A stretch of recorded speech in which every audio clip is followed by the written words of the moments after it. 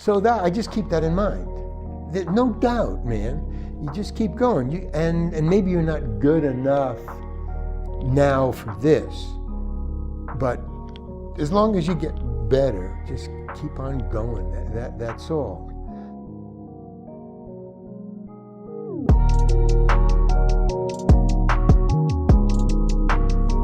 Throughout my whole life, I found myself resonating more with the struggles of the life of an artist than with its joys. Of course, this is not unexpected, considering I'm still very much on the low end of the game, still trying to find my voice, which can feel like I'm crawling out of a hole sometimes.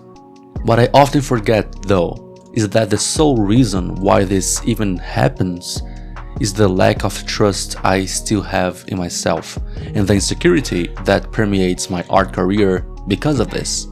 These past few months, I've been leaning heavily towards a more spiritual life. Now, spiritual here doesn't mean religious, but a more abstract and holistic view of life. The acceptance of ideas and inner workings of life beyond my human comprehension. And one of the best things I got from this is the idea of deciding to shift ideas to shift how you feel about stuff. The fear of not loving your own art is the final result of a life struggling with your own process of learning to be an artist. Beyond skills, beyond the path you took or the medium of choice, learning to be an artist is learning to be a sensitive human being. The sole idea of making art is being able to put yourself in something, to express an inexplicable part of you, and to imprint into the world your artistic signature. And how could you do all that and feel insecure still? If you have the urge to make art, why does it feel so difficult to ever be really pleased with what you do? Well, to me, that sounds like a paradox.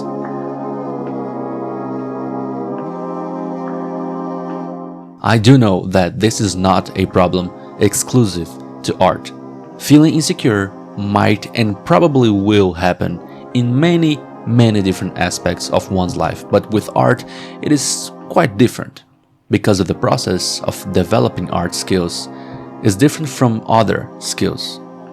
It might even be more technical sometimes, since there's lots of technical skills involved in doing art, but it will always be so subjective and so personal. To feel insecure about something, you must believe that you're not ready for something, a constant anxiety about oneself, to feel like you're not there yet. But since your art is indissociable from you, you can never not be ready to express it, because you can never not be ready to be yourself. To me, it feels like a paradox to cater to those feelings, and I do feel a bit sad to think that this idea is very much normalized among the artistic community. I've had my share of stories and conversations with other artist friends about this feeling, and it pretty much always involves this idea of not knowing exactly if they're ready or not. Even if they don't put it into words, I can hear this discourse underneath their word choices, the ideas that they communicate. Matter of fact, it's not they, it's we. I do that sometimes too.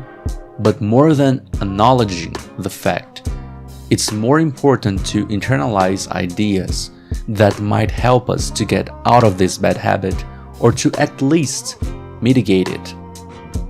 I'm a firm believer that clarification about how things work, more often than not, solves most problems we have about said things. Not that it alone will solve all the problems you will encounter, but it will be a one-time effort to teach you something timeless. And you have a brand new logical reason to mitigate the internal damage every time things go south. For me, One very weird and surprisingly effective method to stop feeling insecure about my art is looking back at my childhood drawings. When I chose to walk this path, to pursue the life of an artist, I did this because I wanted to do things my way. Being an artist is all about not conforming to what other people think of you or want of you.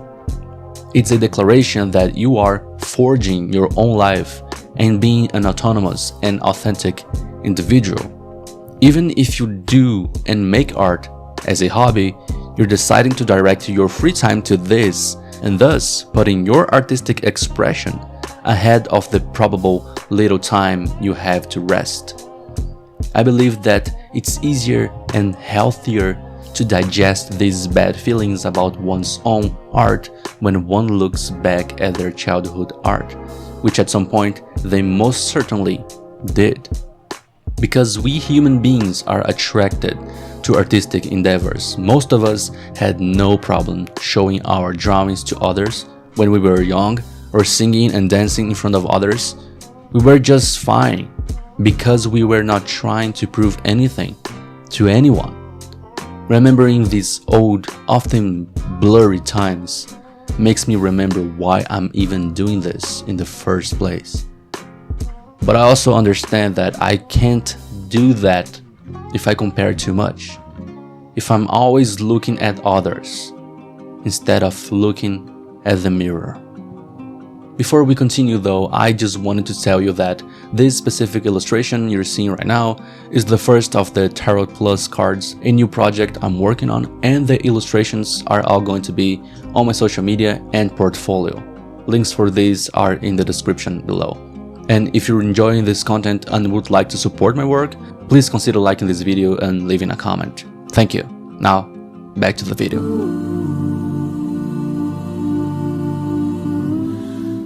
I call the mirror this introspective contemplation we all are born with. It strives to let you be aware of itself, and its materialization in the world is your will to make art. I call it the mirror because it is always reflective of who you are and the ideas you've gathered along the way. Even if you're heavily inspired by another artist, even if you're reproducing another piece one-to-one, there's no denying that the process of making that art comes from this inner mirror. Because even wanting to reproduce a specific piece needs a reason to exist.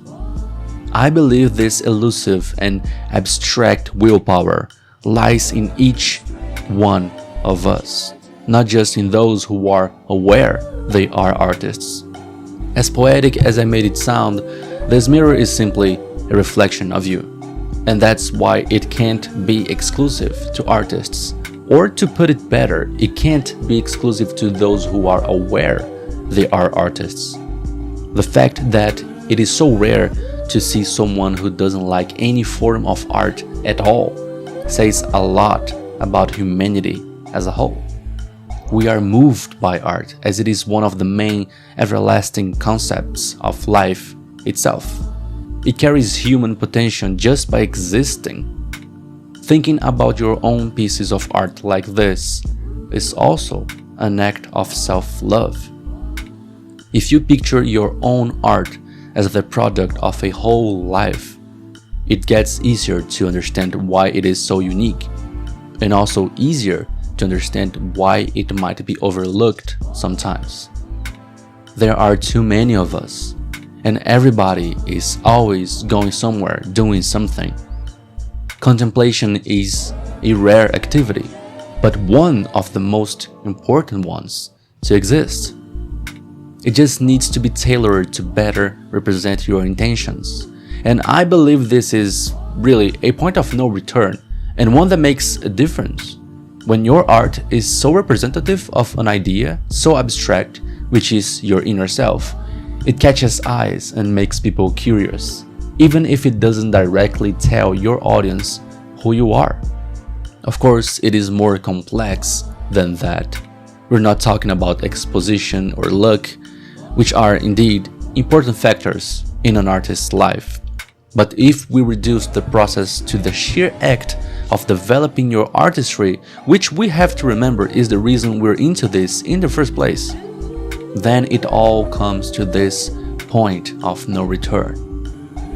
I believe that the act of showing your own art pieces some love, now and then at least, is not just very little energy consuming, but also a possible cure to self-hate, performance anxiety, and lack of self-trust.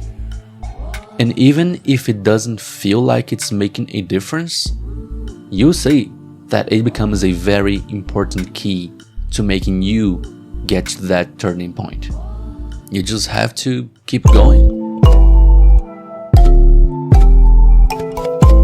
I feel like keep going is one of those sentences that just has no more effect anymore. It's too broad and sounds too positive. But these last few months I've been thinking, why not be positive? Honestly, I think we admire realistic people too much when realism only exists considering the past, not the future. And it really is true that failing is a commonplace thing and people won't remember you for that, since you only have to win big once. And even the concept of failing is so useless when it comes to art. I love when an artist looks confident. And you don't gotta have a big ego to look confident. I'm talking about the serene kind of confidence that you feel when the artist just knows they'll be fine. And most of the time, the kind of project they're working on with the kind of confidence they're having has no precedence or has very specific ones that don't suffice as enough data for them to say they're replicating success. They really are, most of the time, trying something new. This is the kind of serene confidence I've been trying to lead my art with. This whole channel is an expression of that too. Being able to do what you do without fear of losing something is beautiful. And it really changes your inner self to a point at which you don't need to rely on the world as much anymore. And as paradoxical as it might sound, since the world is probably the one that will back your artistry so you can live from it, it is still true. And it feels like things like to fall in place when you deal with your art this way. If it feels too optimistic or too far-fetched for you, I challenge you to try it just for some time. Maybe just a week or two. Change your lenses. Pretend you are your biggest fan and look at your own art pieces as something precious, something worthy not just of your time, but of everybody's time. I believe it will be a positive experience for you, and hopefully it will inspire you to kill the fear of not loving your own art, to kill the feeling of insecurity, and to show yourself you're destined to have all the support in the world, because the world also lives through you.